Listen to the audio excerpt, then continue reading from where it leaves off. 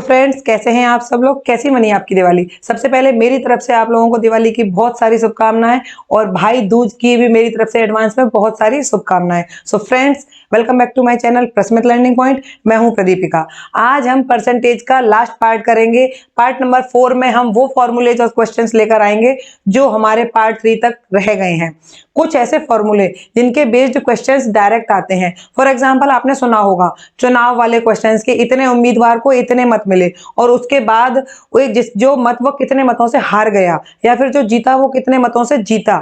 For example, इस type के question जैसे कि आपने देखा होगा, इस छात्र को इस सब्जेक्ट में इतने नंबर मिले, वह इस सब्जेक्ट में फेल हो गया, तो फिर उसको उत्तीर्ण होने में कितने नंबर चाहिए थे। इस तरीके से रिलेटेड जो क्वेश्चंस होते हैं, जो डायरेक्ट फॉर्मूला बेस्ड होते हैं, ये आपसे मिस नहीं होने चाहिए। तो उनके कुछ फॉर्मूले और उनके बेस्ड क्वेश्चंस आज हम इस भाग में कंप्लीट करेंगे। और आज ये परसेंटेज का लास्ट वीडियो है, इसके बाद आपका परसेंटेज खत्म हो जाएगा। और फ्रेंड्स, सबसे इंपॉर्टेंट बात जो मैं आपको बताना चाहती हूँ कि आज के बाद जो मेरी नेक्स्ट वीडियोस आने वाली हैं वो बहुत ही ज्यादा इंटरेस्टिंग आने वाली हैं। जो बच्चे यूपी टेट की तैयारी कर रहे हैं वो मेरे चैनल को जरूर सब्सक्राइब कर लें, और जिन लोगों ने सब्सक्राइब किया हुआ है वो एक भी वीडियो को मिस बिल्कुल मत कीजिएगा, क्योंकि यूपी टेट जल्दी ही आने वाला है। 28 नवंबर को है। तैयारी बिल्कुल मेहनत से करिए और इतनी जबरदस्त तैयारी करिए कि आपका यूपी टेट एग्जाम बहुत ही ज्यादा अच्छा जाए और नेक्स्ट जो उसके लेवल पे भर्ती आएगी उसमें आपका नंबर आ जाए। तो फ्रेंड्स, मैं बस आपसे इतना कहना चाहूंगी, नेक्स्ट अपकमिंग वीडियोस मेरी होंगी लास्ट ईयर के जो एग्जाम्स में क्वेश्चन आए हुए हैं वो क्वेश्चंस हम यहाँ पर सॉल्व करेंगे। एक एक क्वेश्चंस को ईयर वाइज हम उसको सॉल्व करेंगे और देखेंगे कि किस किस तरीके के क्वेश्चन आए हुए हैं, जिससे कि आपसे कोई भी क्वेश्चन एग्जाम में ना छूटे। सबसे ज्यादा मेन पॉइंट कि लास्ट ईयर के क्वेश्चंस को हमें 100% करना चाहिए। किसी भी एग्जाम में बैठने के लिए सबसे पहला पॉइंट यही होता है कि आपको लास्ट ईयर के क्वेश्चन सॉल्व करने चाहिए। तो उन्हीं को सॉल्व कराऊंगी मैं यहाँ पर। सो फ्रेंड्स, मैं आपसे यही कहना चाहूंगी, अगर आपको मेरी वीडियोस अच्छी लगे तो प्लीज उसे लाइक एंड शेयर कर दिया करिए। तो स्टार्ट करते हैं हम अपनी आज की वीडियो इंपॉर्टेंट फॉर्मूलेज के साथ। तो फ्रेंड्स, सबसे पहला फॉर्मूला हमारा क्या है वो देखिए। यदि किसी परीक्षा में एक छात्र R% अंक प्राप्त करता है, R1% अंक प्राप्त करता है, और उसके बाद वह X अंकों से फेल हो जाता है। उसने R1% अंक प्राप्त किए परंतु वह X अंकों से फेल हो गया। अब एक दूसरा बच्चा है, दूसरा छात्र जो R2% अंक प्राप्त करके न्यूनतम अंकों से Y अंक अधिक प्राप्त करता है, तो परीक्षा का पूर्णांक कितना था। इस टाइप से क्वेश्चंस आपने अक्सर देखे होंगे और एग्जाम्स में आते भी हैं। ये क्वेश्चंस डायरेक्ट फॉर्मूला बेस्ड होते हैं। आप नॉर्मल तरीके से इसको सॉल्व करेंगे, बहुत लॉन्ग मेथड जाएगा। आप डायरेक्ट उसको फॉर्मूला में पुट कीजिए, आपका आंसर कुछ ही सेकंडों में आ जाएगा। सो फ्रेंड्स, एक बार मैं फिर रिपीट कर देती हूँ।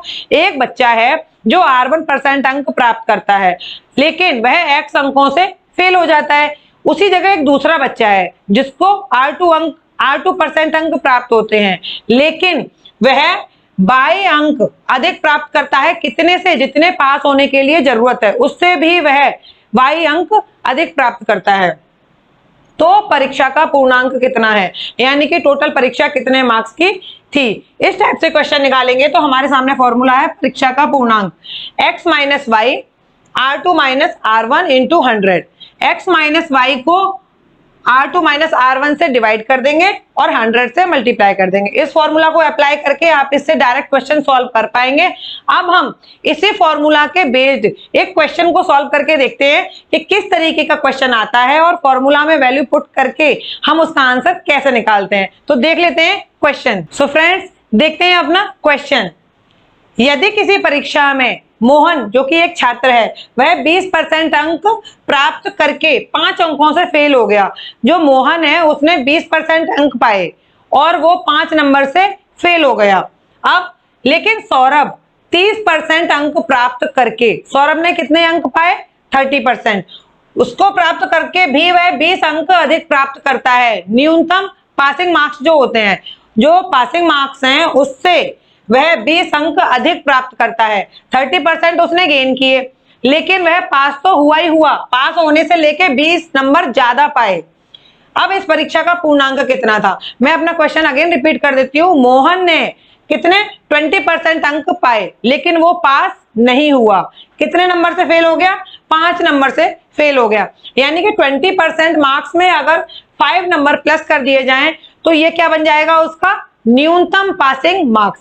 जैसे कि 100 में से 33% होता है, इसी टाइप से जो भी उसका पूर्णांक होगा उसका जो पासिंग मार्क्स का लेवल है वो 20% में 5 प्लस कर देंगे तो पासिंग मार्क्स हो जाएगा। अब सौरभ ने 30% अंक प्राप्त कर लिए, ठीक है, उसके बाद वह 20 नंबर अधिक लाया है, जो भी पासिंग मार्क्स हैं। अब 30% में से -20 करेंगे तो वो पासिंग मार्क्स आएगा।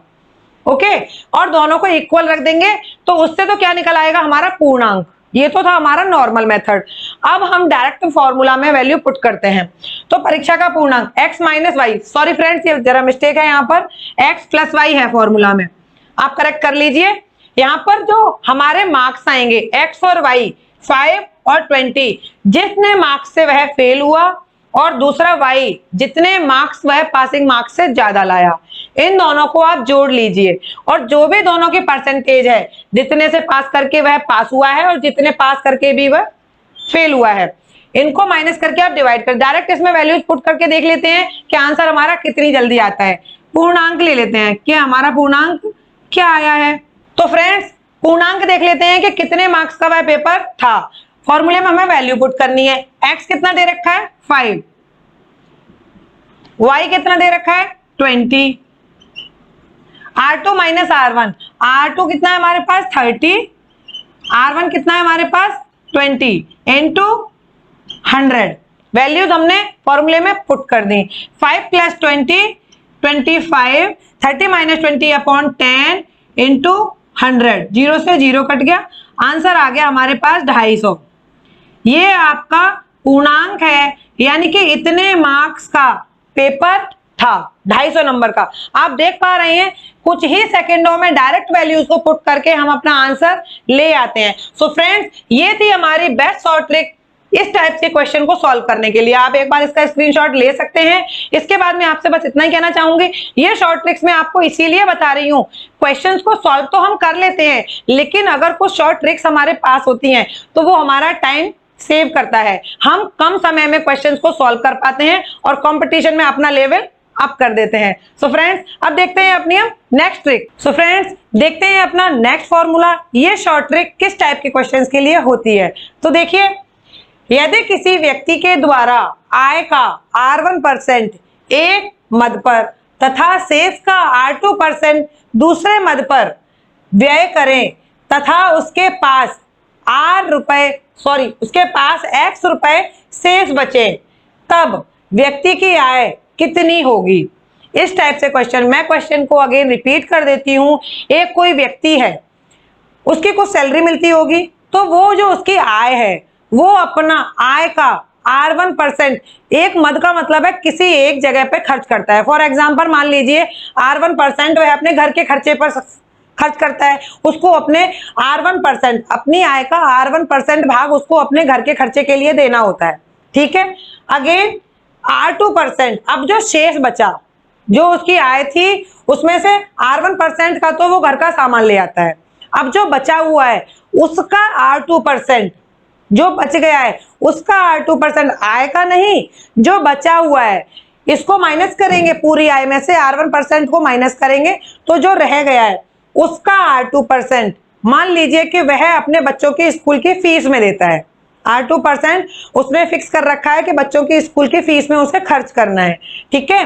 अब क्या हुआ है, उसने खर्च कर दिया, अब उसके पास कुछ रुपए शेष बचे, अब उसके पास कुछ रुपए शेष बचे हैं, तो बताइए कि उसकी आय कितनी थी। है ना क्वेश्चन थोड़ा सा ट्रिकी, घुमाने वाला। सिंपल सा तो हम लोग क्या कर लेंगे, ऐड कर लेंगे। एक व्यक्ति की आय दी हुई है, उसने उसका इतने % घर के खर्चे पे खर्च कर दिया और इतने % उसने बच्चों की फीस में दे दिया, इतने रुपए बचे हैं आय, बताइए। वेरी सिंपल, उसको जोड़ के बच्चों की फीस, घर का खर्चा दोनों को ऐड कर लीजिए और जो बचा हुआ है उसको उसमें से माइनस कर दीजिए टोटल में से, तो आपकी उसमें आय मालूम पड़ जाएगी। बट यहाँ पे थोड़ा उसने घुमा दिया। क्या घुमाया, उसकी आय का R1% वो एक जगह खर्च करता है, बचा हुआ जो है उसका R2% वो दूसरी जगह खर्च करता है, फिर भी उसके पास X रुपए शेष बचते हैं। अब उस व्यक्ति की आय कितनी है ये हमें पता लगाना है। तो इसका फॉर्मूला देख लीजिए कि व्यक्ति की आय निकालने का फॉर्मूला क्या होता है। 100 इंटू 100 यानी कि 2 टाइम्स आपको 100 का मल्टीप्लाई करना है। एक बार 100 में से R1 को माइनस कर दीजिए और एक बार 100 में से R2 को माइनस कर दीजिए और इन दोनों का मल्टीप्लाई होगा। इसके बाद x से मल्टीप्लाई हो जाएगा इस कंप्लीट का। तो आपके सामने क्या आ जाएगी, व्यक्ति की आय। अगेन मैं रिपीट कर देती हूँ, 100 into 100 upon 100 minus R1 into 100 minus R2 इस कंप्लीट का मल्टीप्लाई बाय x। इस फॉर्मूले से आप उस व्यक्ति की आय निकाल लेंगे। बहुत ही सिंपल तरीका है। ये आपको फॉर्मूला देखने में लॉन्ग लग रहा होगा, बट जब आप इसमें वैल्यू को पुट करेंगे तो उसमें आपको कोई भी डिफिकल्ट नहीं लगेगा, आपका कैलकुलेशन इजी हो जाएगा। तो फ्रेंड्स, अब इसके बेस पे क्वेश्चन किस तरीके से आता है और उसको हम कम समय में कैसे सॉल्व कर सकते हैं, तो देख लेते हैं कि इसके बेस्ड क्वेश्चन कौन सा होगा। तो फ्रेंड्स, देखते हैं कि जो मैंने फॉर्मूला बताया है उसके बेस्ड पे मैंने यहाँ पे क्वेश्चन लिखा हुआ है, इसको कैसे सॉल्व करेंगे। आप भी एक कॉपी पेन ले लीजिए और उस फॉर्मूले में वैल्यू को पुट कीजिए और मेरे साथ आंसर निकालिए। सबसे पहले हम अपना क्वेश्चन देख लेते हैं। एक व्यक्ति है, उसने अपनी आय का 20% अपने बड़े पुत्र को दे दिया। शेष का, अपनी आय की शेष का 30% उसने अपने छोटे बेटे को दे दिया, छोटे पुत्र को दे दिया, तथा शेष बची हुई राशि का 10% एक ट्रस्ट में दे दिया। इस प्रकार उसके पास 10,080 रुपए बचे।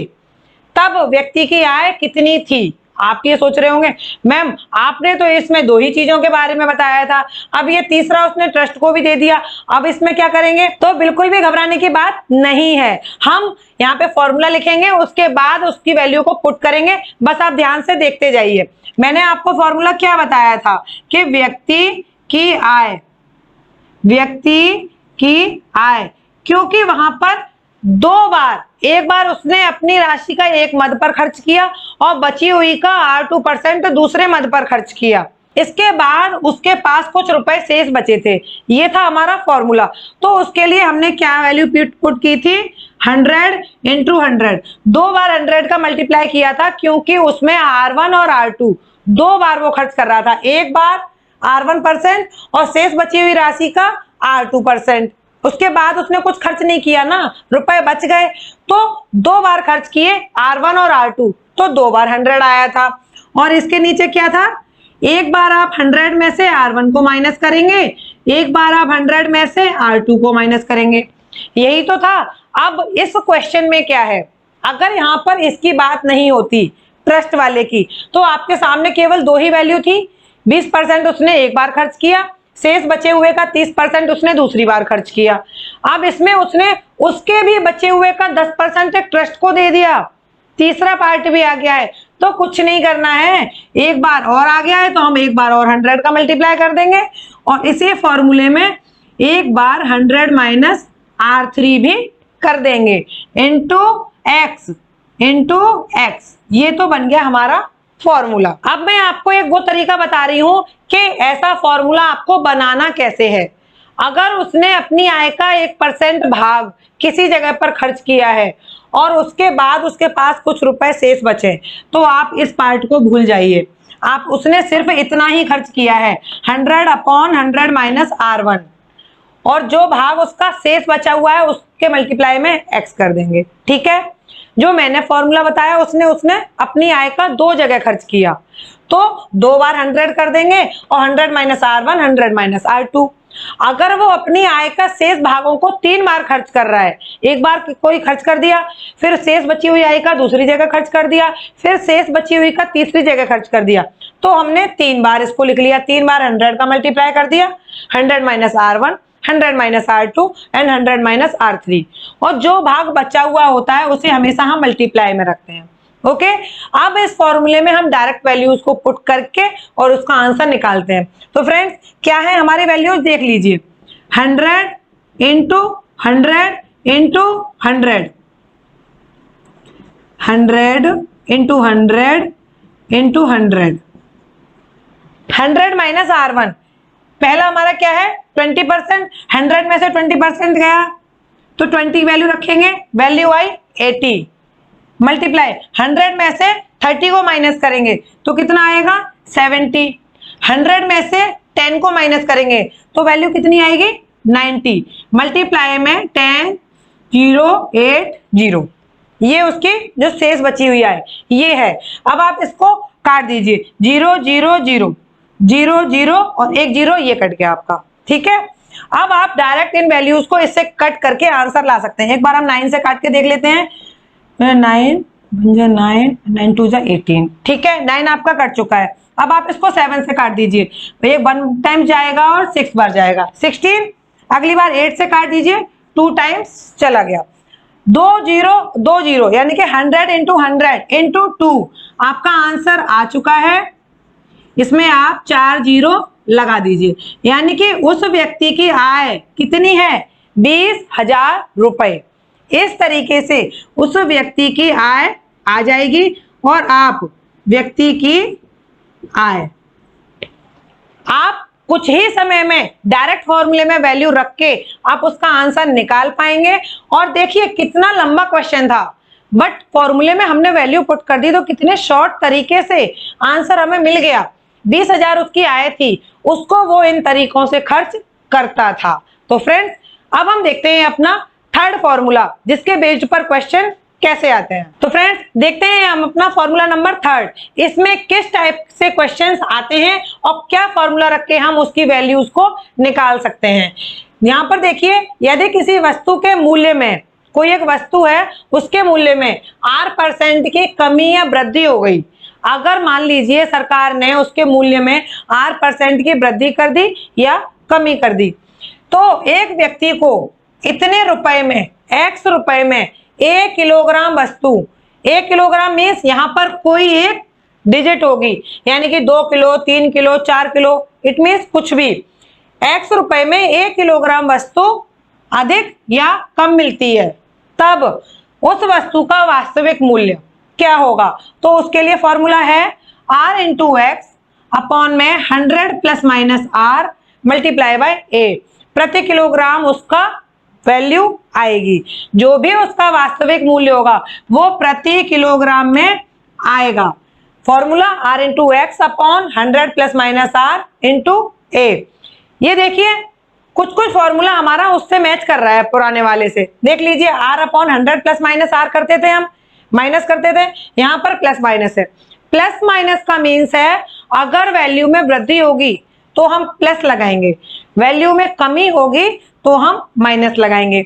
ए वो वैल्यू है जितना उसको अधिक मिला है, उस व्यक्ति को जो मूल्य, जो वो वस्तु है उसको उतनी ज्यादा मिली है या कम मिली है, ए वो है। एक्स क्या है? जितने रुपए उसने दिए हैं। आर क्या है आपका? R% सरकार ने या किसी के द्वारा उसमें कमी या वृद्धि की है। तो ये थी उनकी वैल्यूज। अब हम देखते हैं कि इस फॉर्मूले के बेस पे क्वेश्चन किस तरीके का आएगा और हम उसको कैसे सॉल्व करेंगे। तो फ्रेंड्स, देख लेते हैं किस तरीके के क्वेश्चन ऐसे फॉर्मूलेज में पुट होते हैं। सरकार ने चीनी के मूल्य में 10% की कमी कर दी, इससे एक उपभोक्ता रुपए 837 में 6.2 किलो अधिक चीनी खरीद सकता है। चीनी का वास्तविक मूल्य कितना है? इसका मीन्स, मैं आपको क्वेश्चन रिपीट कर देती हूँ कि सरकार ने चीनी के मूल्य में 10% की कमी कर दी, ठीक है। उसके बाद एक आदमी है कोई, उसने 837 रुपए की चीनी खरीदी। जब सरकार ने चीनी के रेट में 10% की कमी की है तो उसको चीनी ज्यादा ही तो मिलेगी, बिल्कुल ज्यादा मिलेगी। तो उसने क्या किया? 837 रुपए की चीनी खरीदी। जब उसने इतने रुपए दिए तो उसको 6.2 किलो चीनी अधिक मिली। किसी चीज के रेट पर कुछ परसेंट अगर डिस्काउंट होगा तो वो चीज आपको ज्यादा ही तो मिलेगी। तो कितना ज्यादा मिली? 6.2 किलो ज्यादा मिली। अब उस चीनी का वास्तविक मूल्य कितना है, यही हमने बताया था। इसी तरीके का फॉर्मूला यहाँ पे लिखा हुआ है और इसकी वैल्यूज को जब हम फॉर्मूले में रखेंगे तो चीनी का वास्तविक मूल्य आ जाएगा। तो देखिए, आर क्या है हमारे पास? 10%। एक्स की वैल्यू क्या होती है? जितने रुपए देकर वो उस वस्तु को खरीदता है। ए की वैल्यू क्या है? जो उसे, उसकी वृद्धि हुई है। अगर मान लीजिए कमी हुई है तो चीनी उसको ज्यादा मिली। अगर इसी जगह अगर चीनी में 10% की वृद्धि कर दी जाती तो उसको कितनी कम चीनी मिलती? जो नॉर्मल जो रेट है उसमें उसको चीनी मिलती, उससे कितनी किलो चीनी कम मिलती? तो वो उसकी वैल्यू है ए का मीन्स है वो वैल्यू जो किसी के रेट में वृद्धि या कमी हो जाने पर एक्स्ट्रा मिलती है या कम मिलती है, उसकी वैल्यू है ए। आर आप जानते ही हैं, जितने परसेंट की कमी या वृद्धि कर दी जाए। एक्स जो आप रेट देकर उस वस्तु को खरीद रहे हैं। अब हम इन वैल्यूज को डायरेक्ट फॉर्मूले में पुट करेंगे और चीनी का वास्तविक मूल्य निकालेंगे।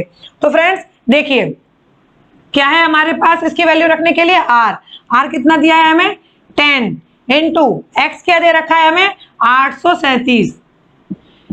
इतने रुपए देकर उस व्यक्ति ने चीनी को खरीदा, ठीक है। 100 प्लस माइनस आर, मैंने आपको बताया था इसके रेट में क्या हुआ है, कमी हुई है, तो यहां पर ये प्लस हट जाएगा, इसका फॉर्मूले में क्या लग जाएगा माइनस, क्योंकि यहां पर हो रही है कमी। तो 100 माइनस आर कर देंगे। माइनस आर करने पर 100 में से 10 माइनस करेंगे, वैल्यू आएगी 90 इंटू ए क्या है वो वैल्यू जो उसको ज्यादा मिल रही है, कितनी मिल रही है 6.2। इस कैलकुलेशन को हम सॉल्व करके देख लेते हैं। पॉइंट हटा के मल्टीप्लाई बाय 10 हो जाएगा, 0 से 0 कट गया, 9 से हम डायरेक्ट काट सकते हैं इसको, 9 ने 81 और 9 होती है 27 गुणा 10 बटे 62, ठीक है। 62 को 2 से काट लेते हैं, 2 3 6, 2 एकम 2, ये नहीं कटेगा, 2 पंजे 10, 31 से ही हमारा दिख रहा है, बार बार कट रहा है डायरेक्ट 3 बार। वैल्यू आ चुकी है हमारे पास 5 3 15, ठीक है। तो फ्रेंड्स हमारे सामने वैल्यू आ गई है 15 क्या आई है चीनी का नया मूल्य, चीनी का वास्तविक मूल्य कितना 15 प्रति किलोग्राम, 15 रुपए, ये क्या आए हैं आपके रुपए, 15 रुपए प्रति किलोग्राम। जो चीनी का वास्तविक मूल्य था वो था आपका 15 रुपए प्रति किलोग्राम। इस तरीके से हमने इसकी वैल्यू पुट की और आपके सामने आंसर इसका आ गया। कैलकुलेशन जो हम लॉन्ग करेंगे वहां भी हमें करनी है, शॉर्ट मेथड से भी हमें करनी है, बट इससे हमारा आंसर जल्दी आता है। और आप ये सोच रहे होंगे कि इतनी सारी ट्रिकें याद कैसे करें, याद करने की जरूरत नहीं है। इन ट्रिक्स को अपने माइंड में, अपने व्यवहार में लाइए। मैथ्स को सॉल्व करने के लिए उस क्वेश्चन को डेली लाइफ से जोड़िए। जब आप उसको डेली लाइफ से जोड़ेंगे, उस पर ट्रिक अप्लाई करेंगे, वो ट्रिकें आपके माइंड में ABCD की तरह फिक्स हो जाएंगी और कहीं पर भी आप उसको पुट कर सकते हैं। इस तरीके से हम इनको याद कर सकते हैं। इनको याद करने की या रटने की जरूरत नहीं है। क्वेश्चंस को सॉल्व करने के लिए आप ज्यादा से ज्यादा प्रैक्टिस कीजिए, ऐसे क्वेश्चंस और छांटिए जो भी आपके पास बुक्स है, और वहां से इस तरीके के क्वेश्चन लेकर आइए, तो ये आपसे जल्दी सॉल्व होंगे और आपकी टाइमिंग को बचाएंगे। तो फ्रेंड्स अब हम अपना इस परसेंटेज जो टॉपिक है इसका लास्ट फॉर्मूला देखने जा रहे हैं, और ये फॉर्मूला मोस्ट इंपॉर्टेंट है। ऐसे क्वेश्चंस अक्सर एग्जाम में देखने को मिलते ही मिलते हैं। तो फ्रेंड्स देखते हैं कि लास्ट फॉर्मूला ये कौन सा है हमारा। तो फ्रेंड्स देखते हैं इस वीडियो का लास्ट फॉर्मूला क्या है। ये फॉर्मूला चुनाव, मद, उम्मीदवार, इस टाइप के जो क्वेश्चंस आते हैं उनके लिए होता है। तो फ्रेंड्स एक चुनाव में 2 उम्मीदवार हैं, ठीक है। कितने उम्मीदवार हैं 2। एक उम्मीदवार ने कुल मतों का X% मत प्राप्त किए हैं। X जो उम्मीदवार है उसने X% मत प्राप्त किए, कुल मतों के X%, एवं Y मतों से वह हार गया, तब कुल मतों की संख्या आपको निकालनी है। इस टाइप से जो क्वेश्चन आएंगे उनके लिए फॉर्मूला हमारा ये पुट होता है, 100 इंटू Y अपॉन में 100 माइनस 2X। X की वैल्यू जितने मत उसने प्राप्त किए, Y की वो वैल्यू जितने मतों से वह हार गया, तो हमें टोटल मतों की संख्या बतानी है। तो देखते हैं कि इस टाइप के क्वेश्चन कैसे होंगे। अब हम इसका क्वेश्चन करके देख लेते हैं। सो फ्रेंड्स देखते हैं कि चुनाव या उम्मीदवार वाले क्वेश्चंस किस तरीके के आते हैं। एक चुनाव में 2 उम्मीदवार हैं, ठीक है। एक उम्मीदवार ने कुल मतों का 30% मत प्राप्त किए, जो कुल मत थे उसके कितने प्राप्त किए उसने 30%, एवं 500 मतों से वह हार गया, 500 मतों से वह हार गया। तो टोटल वोट कितने पड़े, टोटल मतों की संख्या, कुल मतों की संख्या कितनी है, तो ये हमें निकालनी है कि टोटल वोट कितने पड़े, उसको कितना मिला 30%, कितने वोटों से हारा 500 वोटों से हारा है वो, और टोटल का 30% उसको मिला है। अब हमें हार वाले पता है और कितने मिले हैं ये पता है, बट टोटल कितने हैं वो हमें निकालना है। तो देख लेते हैं, डायरेक्ट फॉर्मूला है, रख के हम उसकी वैल्यू आराम से निकाल सकते हैं। फॉर्मूले में वैल्यू को पुट कर दीजिए, संख्या जो आएगी वो आपकी कैसे आएगी देख लीजिए, 100 y की वैल्यू क्या है 500, कितने मतों से हारा है वो होता है आपका y, नीचे क्या है 100 माइनस 2x, 100 माइनस x की वैल्यू क्या है आपकी 30, तो 32 जा 60, आपकी वैल्यू 500 इंटू 100 में से 60 गए, वैल्यू आई 40, 0 से 0 कट गया, डायरेक्ट आप इसको 4 से काट दीजिए, 4 एकम 4, 2 4 दूनी 8 और 4 पंजे 20, 125 इंटू 10, वैल्यू आई आपकी 1250। यानी कि कुल मतों की संख्या कितनी थी, कुल मतों की संख्या बराबर 1250, ये तो आ गया आपका आंसर। इस तरीके से टोटल मत आप निकाल सकते हैं। मान लीजिए इनमें से एक भी वैल्यू दी हो जो हमारे पास है, जैसे कि कितने मतों से हारा है, कितने मत उसने प्राप्त किए। अब इसमें अगर कुल मतों की संख्या दी है तो भी घुमा के क्वेश्चन पूछे तो आप सॉल्व कर सकते हैं, क्योंकि कुल मतों की संख्या दी है और वो ये पूछे कि कितने मतों से हारा है, तो इस फॉर्मूले में आप इस वैल्यूज को पुट कर देंगे तो कितने मतों से हारा है उसकी भी वैल्यू आप निकाल लेंगे। मान लीजिए कि क्वेश्चन में ये पूछे कि वह 500 मतों से हारा और कुल मतों की संख्या थी 1250, तो उसने कितने परसेंट मत प्राप्त किए उसकी भी वैल्यू आप निकाल सकते हैं इस डायरेक्ट फॉर्मूले में रख के। कुल मतों की संख्या आपको पता है 1250, इतने वोटों से हारा है 500, आपको ये पता है। इस वैल्यू यानी कि आपको x निकालना है, इस वैल्यू को जब आप यहाँ ले जाएंगे तो वहां से कैलकुलेट करके आपकी x निकल आएगी। इस तरीके से आप कितने परसेंट उसने मत प्राप्त किए उसकी वैल्यू आप निकाल सकते हैं। तो फ्रेंड्स, आज मैंने आपको परसेंटेज से रिलेटेड जितने भी फॉर्मूले रह गए थे वो मैंने कंप्लीट कर दिए हैं। इससे बाहर कोई भी क्वेश्चन आपके एग्जाम में नहीं आएगा।